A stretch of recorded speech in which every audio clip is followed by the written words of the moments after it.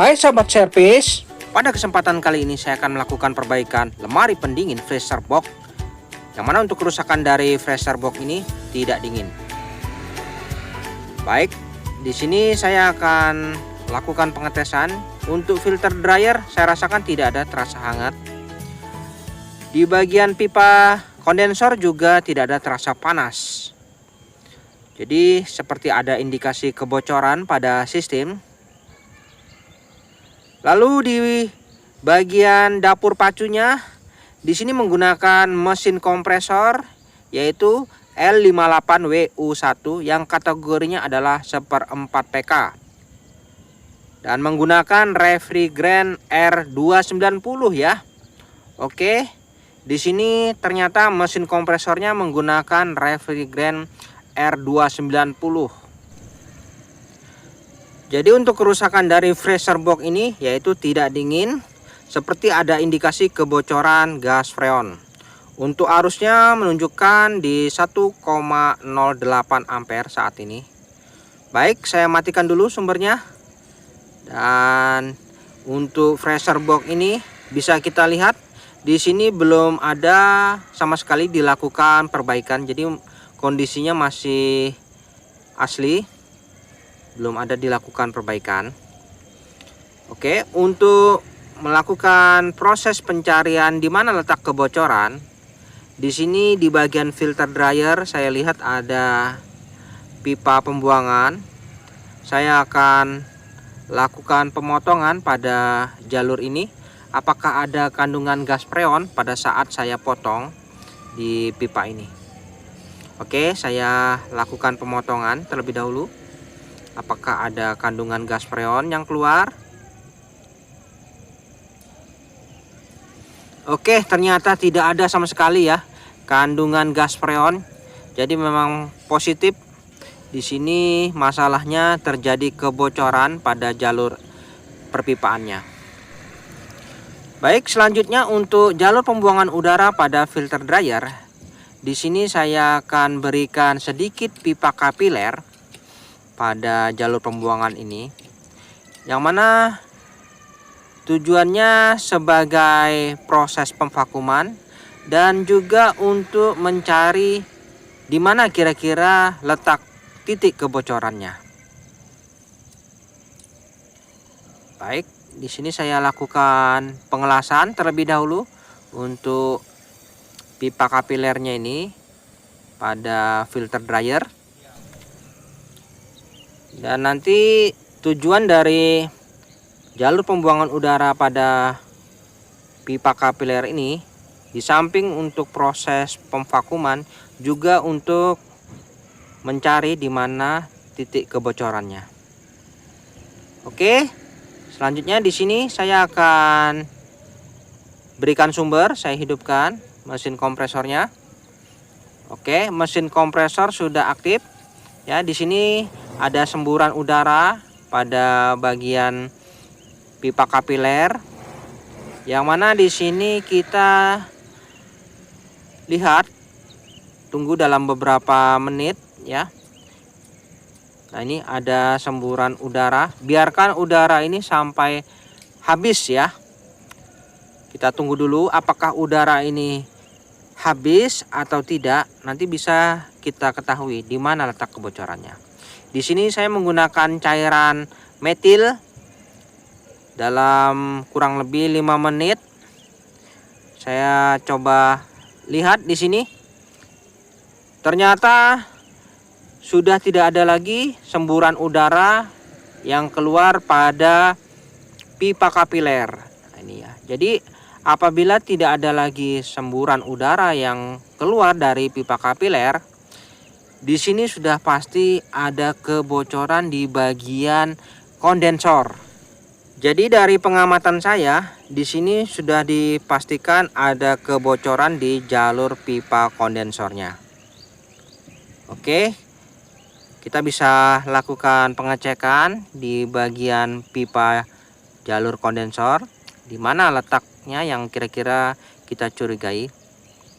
Oke, saya matikan dulu. Di sini kita perhatikan apakah ada bercak oli atau sejenisnya ya yang kira-kira mencurigakan. Oke. Dan di bagian pipanya ini kita akan tes press ya, lalu kita berikan busa sabun nanti. Namun sebelumnya untuk melakukan tes press tersebut, untuk jalur pipa pengisian di sini kita potong dulu ya. Tujuannya agar pada saat kita hidupkan mesin kompresor, di sini bisa melakukan pengepresan. Dan dengan begitu kita bisa oleskan busa sabun pada bagian jalur yang kita curigai, yaitu di bagian pipa kondensor. Oke, saya hidupkan dulu unit freezer box-nya ini. Nah, di sini semburan udaranya cukup kencang ya pada bagian pipa kapiler pembuangan udaranya ini. Nah, setelah dirasa cukup, kita akan stop dulu ya untuk baling-baling fan kondensornya ini supaya tidak mengganggu nanti pada saat kita proses mencari titik kebocoran. Kemudian di sini saya cari di mana kira-kira letak kebocorannya. Oke, ternyata setelah saya lakukan pengecekan di bagian pipa kondensor, di sini saya lihat ada kebocoran memang di kisaran filter dryer. Ya, jelas di sini.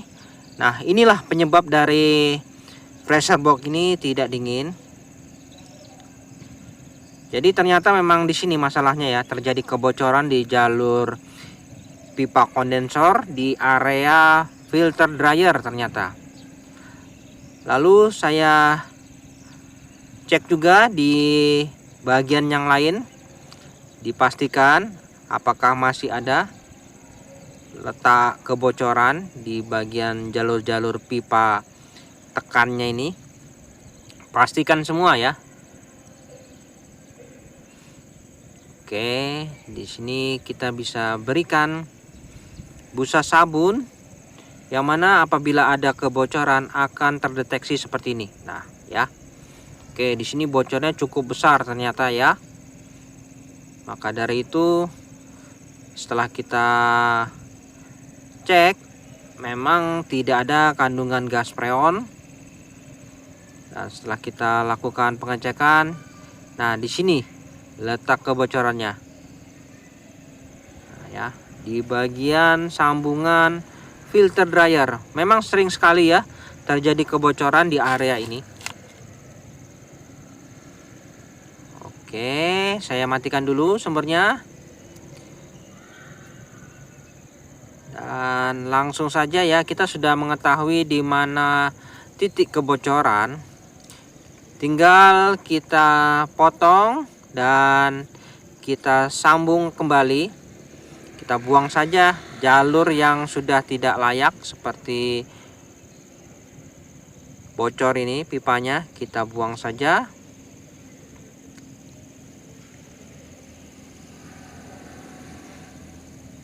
Oke, di sini saya potong dulu untuk pipa kondensor yang mengalami kebocoran.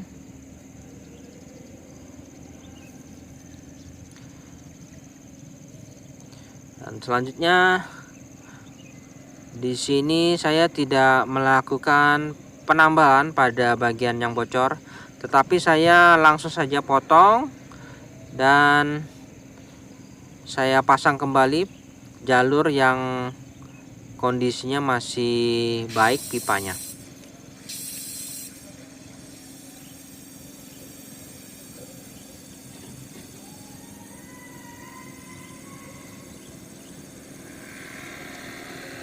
Jadi untuk proses pencarian titik kebocoran bisa dengan metode menggunakan cairan metil pada saat kita hidupkan awal. Apabila gelembung udaranya itu berhenti dengan cepat, itu sudah pasti kebocoran di area jalur kondensor. Namun apabila gelembung udara pada pipa kapiler itu tidak kunjung berhenti, maka sudah dipastikan kebocorannya di area pipa evaporator. Nah, seperti itu saja. Jadi sangat simpel ya teman-teman untuk mencari area kebocoran ya dengan cepat, bisa menggunakan metode ini. Oke. Di sini sudah saya buang jalur pipa yang bocor. Kemudian di sini saya bersihkan dulu untuk jalur pipa kondensor yang akan saya sambungkan pada filter dryer.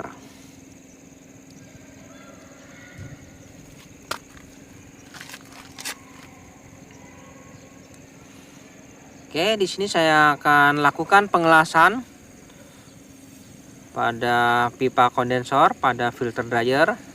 Untuk proses pengelasan di sini antara besi dan tembaga kita menggunakan borak ya. Untuk menyatukan antara besi dan tembaga itu menggunakan serbuk borak.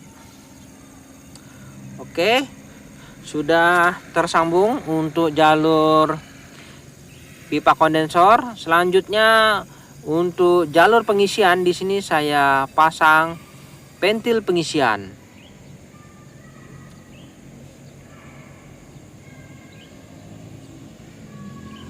Oke, di sini saya pasangkan pentil pengisian.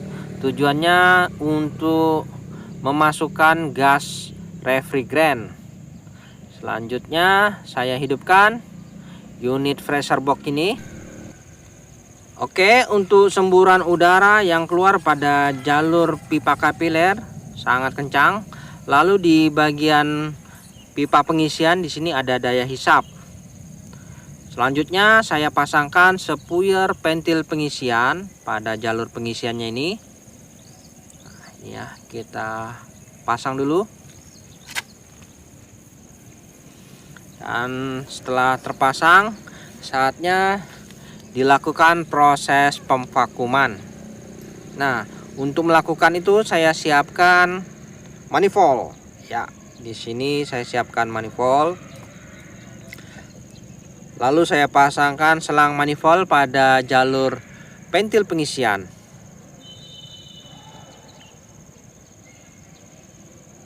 Oke, pastikan di sini untuk penunjukan jarum manifold ya berfungsi dengan baik. Keran manifold saya buka ya, jarum menunjukkan di 0 PSI. Lalu saya tutup, maka akan terhisap ya, turun jarumnya. Dan di sini proses pemvakuman berlangsung. Untuk jalur pembuangan udara pada pipa kapiler ini, biarkan udaranya habis ya. Di sini masih ada ya semburan udaranya nih, bisa kita lihat ya di sini. Nah, ini semburan udara pada jalur pembuangan pipa kapiler ini menandakan bahwa proses pemvakuman masih berlangsung. Untuk proses pemvakuman kurang lebih sekitar 30 menit. Baik teman-teman, setelah kurang lebih 30 menit proses pemvakuman, di sini jarum manifold menunjukkan di skala minus 30 PSI. Ya. Oke, selanjutnya kita cek lagi apakah sudah tidak ada lagi gelembung udara yang keluar pada jalur pipa kapilernya ini. Ya, di sini sudah tidak ada lagi gelembung udara yang keluar, menandakan proses pemvakuman sudah selesai. Oke, setelah itu di sini bisa kita tutup saja. Ya, di sini saya tutup dan ada baiknya dilakukan pengelasan untuk ujung dari pipa kapiler ini supaya menghindari kebocoran. Oke, sudah tertutup rapat. Jadi untuk Selanjutnya di sini saya siapkan refrigerant R600A. Nah, ini saya akan bereksperimen ya. Untuk R290 ini saya coba ganti menggunakan R600A ya. Menurut keterangan sesama hidrokarbon, tapi apakah bisa ya? Di sini karena ada komentar yang ingin tahu apakah R290 bisa diganti dengan refrigerant R600. Nah, di sini kesempatan saya akan coba apakah bisa ya. Baik, di sini saya siapkan beberapa kaleng refrigerant R600 untuk menggantikan R290. Apakah bisa? Karena sesama hidrokarbon. Tapi saya masih ragu ya. Tapi nggak ada salahnya. Di sini saya coba saja. Untuk arusnya di 1,1 ampere saat ini. Oke, kita akan bereksperimen apakah bisa ya. Untuk keran freon di sini saya buka dulu. Oke, saya buka. Lalu jangan lupa untuk udara yang terjebak pada selang manifold harus dibuang dulu.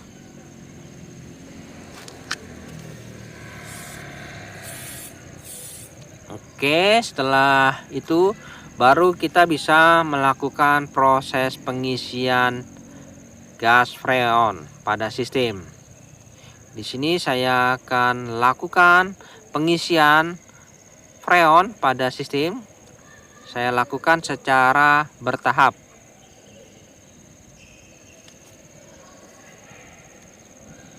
Oke, di sini saya isikan untuk tekanan gas freon R600 ini.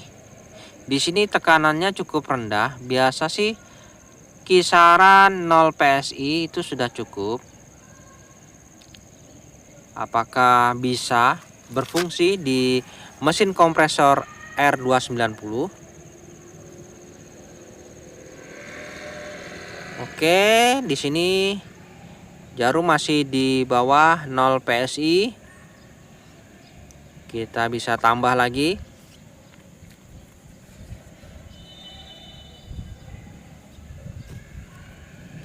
Nah, ini ya, saya tambahkan dulu gas freon R600 pada mesin kompresor R290. Apakah bisa ya teman-teman? Saya penasaran saja. Oke, untuk saat ini arusnya menunjukkan di 1,14 ampere. Nah, ini ya. Jadi saya rasa masih belum cukup ini. Kita harus lakukan penambahan lagi. Dan saat ini tekanannya di skala 20 PSI setelah saya lakukan pengisian gas freon R600. Dan cukup banyak ya ternyata saya melakukan pengisian R600 ini pada mesin kompresor R290 untuk mencapai tekanan di skala 30 atau 40 PSI. Karena R290 itu tekanannya paling tidak di 30 sampai 40 PSI. Arusnya di sini menunjukkan di 1,2 ampere. Dan saya sudah menghabiskan 2 botol hingga hampir 3 botol kaleng ini ya. Namun tidak bisa mencapai di skala 30 PSI. Untuk filter dryer di sini tidak ada terasa hangat. Untuk pipa hisapnya di sini sudah terasa dingin padahal ya. Oke, arusnya di 1,22 ampere. Tekanannya hanya bertahan di 20 PSI, sedangkan saya sudah menghabiskan 3 kaleng freon Oke, saya rasa sudah cukup ya. Saya cabut saja dulu. Di sini sudah tidak bisa lagi, walaupun kita tambah beberapa kaleng, tekanannya tetap di 20 PSI. Sedangkan pipa hisapnya, pipa baliknya ini sudah basah ya. Namun filter dryer tidak ada terasa hangat. Oke, ini ya bisa kita lihat sudah 3 kaleng saya habiskan. Namun tidak bisa mencapai di skala 30 PSI. Oke, langsung saja kita sudahi sementara ya untuk pengisian gas freon R600 pada R290. Hasilnya seperti ini. Bisa kita lihat di bagian ruang freezer. Di sini saya rapikan terlebih dahulu. Dan untuk dinding-dinding pada freezer ini, di sini tidak ada nampak ya salju sedikit pun, namun memang terasa dingin. Dan tidak ada salahnya di sini saya lakukan pengetesan saja ya. Saya berikan air mineral pada botol. Ya, tidak ada saljunya ya sedikit pun. Namun di sini dindingnya terasa dingin. Tapi tidak ada nampak butiran salju. Ya, kita tes saja ya dalam waktu 1 hari bagaimana hasilnya. Apakah bisa membekukan air kemasan yang saya masukkan ini? Kita lihat besok ya bagaimana hasilnya.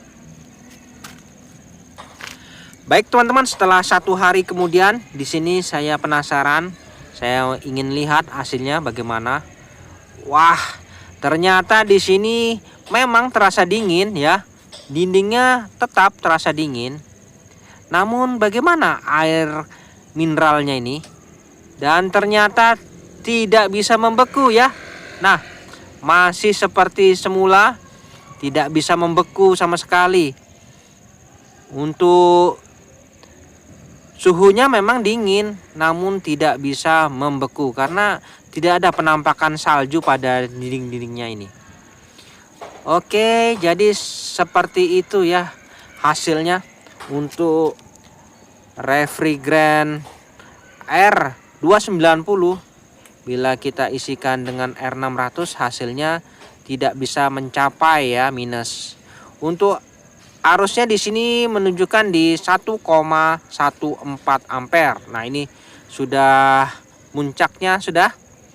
Jadi saya rasa tidak bisa ya untuk R600 dimasukkan pada mesin kompresor R290. Oke, di sini saya cek berapa sih tekanannya saat sudah puncaknya ini.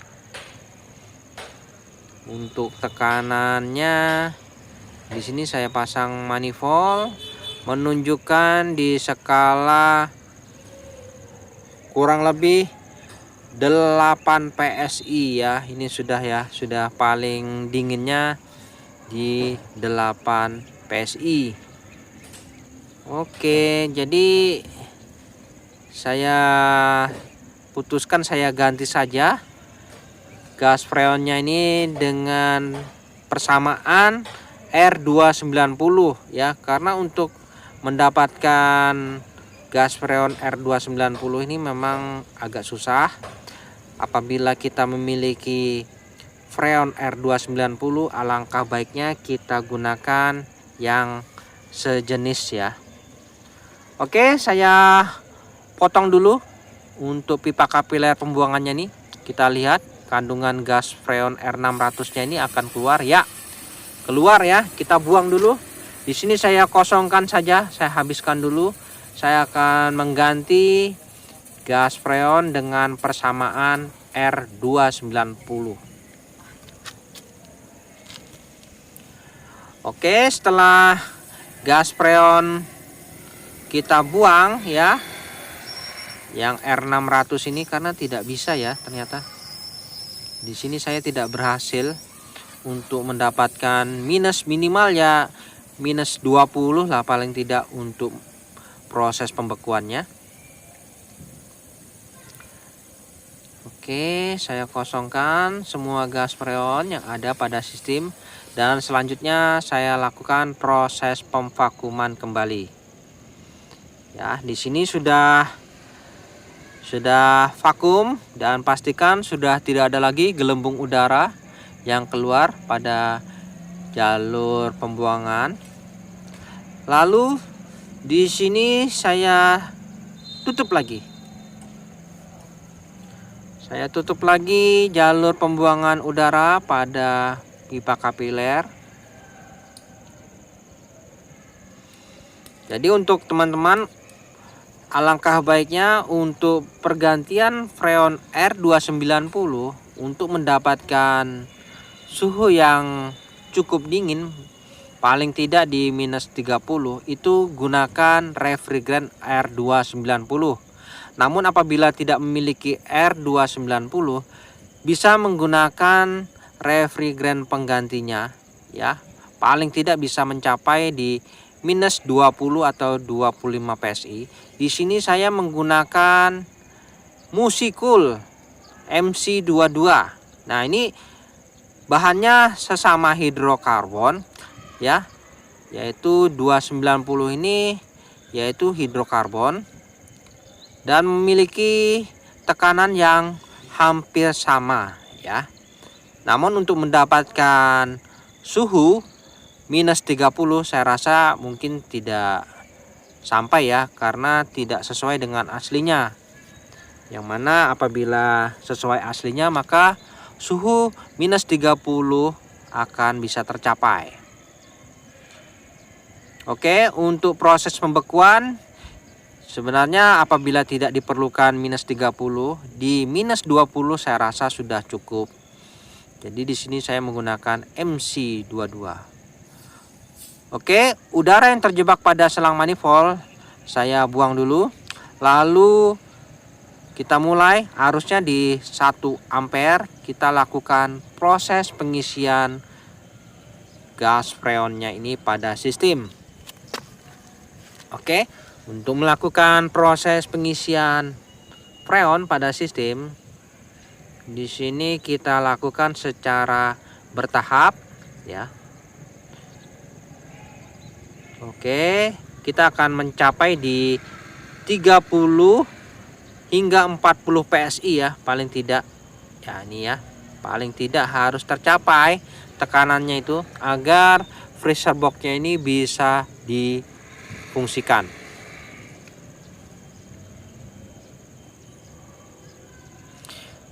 Oke, di sini sudah menunjukkan di 35 PSI ya.